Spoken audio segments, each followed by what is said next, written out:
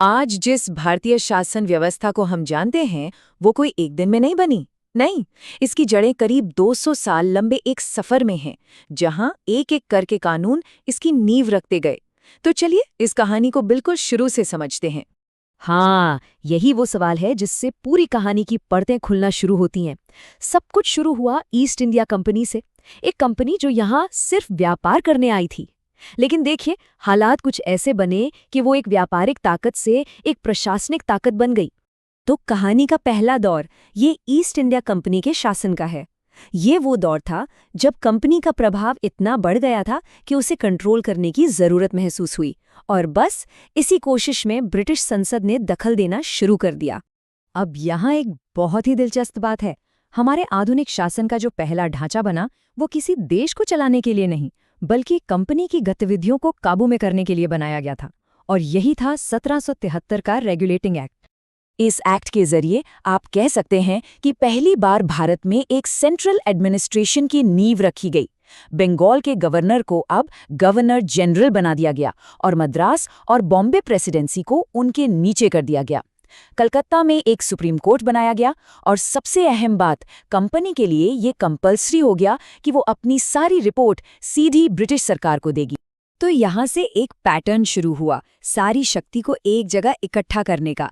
इसके बाद जो भी कानून आए, उन्होंने इसी सिलसिले को और आगे बढ़ाया, जैसे कि 1833 का चार्टर एक्ट, जिसने बंगाल के गवर्नर जनरल को भारत का गवर्नर जनरल बना दिया और सारी सिविल और मिलिट्री पावर उन्हीं के हाथ में दे दी।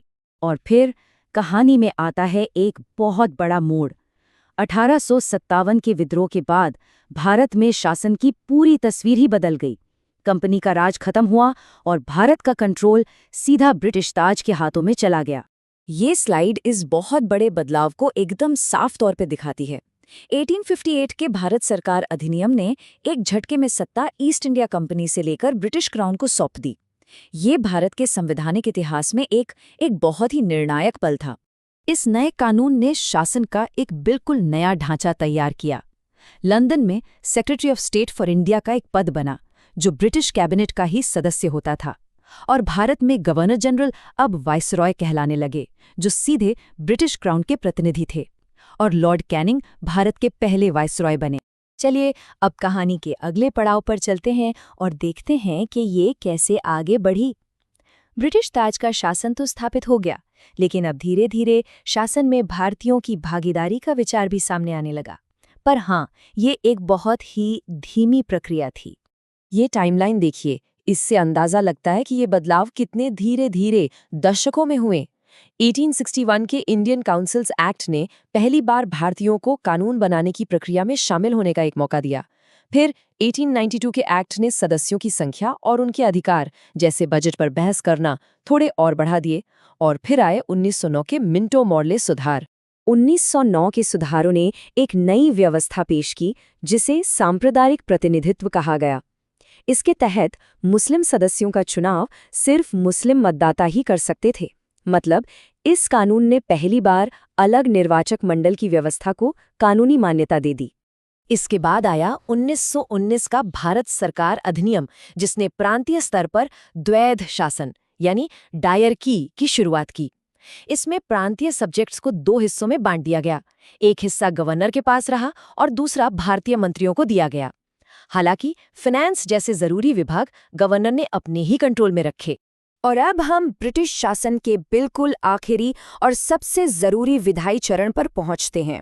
वो दौर जिसने भारत की स्वतंत्रता की पृष्ठभूमि तैयार की। ये नंबर देखिए, 321। ये क्या है? ये थी भारत सरकार अधिनियम 1935 में मौजूद धाराओं यानी सेक्शंस की संख्या। ये आज़ादी से पहले बनाया गया अब तक का सबसे लंबा और डिटेल डॉक्यूमेंट था। भारत के लिए एक पूरा संविधान बनाने की दिशा में एक बहुत बड़ा कदम। इस एक्ट ने प्रांतों को अपने दायरे में पूरी आज़ादी दी और एक अखिल भारतीय महासंघ बनाने का प्रस्ताव रखा।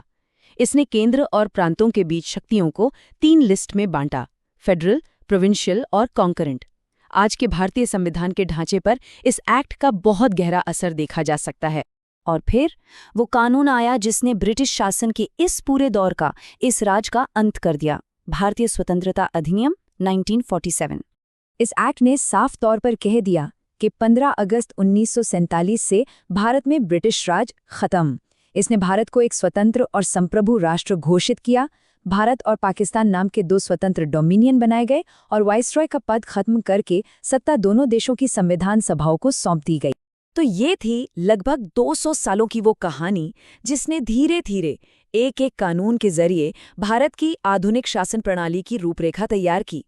लेकिन सोचने वाली बात यह है कि ये कानून तो इतिहास का हिस्सा बन गए, पर इनके द्वारा बनाए गए प्रशासनिक और कानूनी ढांचों की कितनी छाप आज भी दक्षिण एशिया की शासन प्रणालियों में मौजूद है।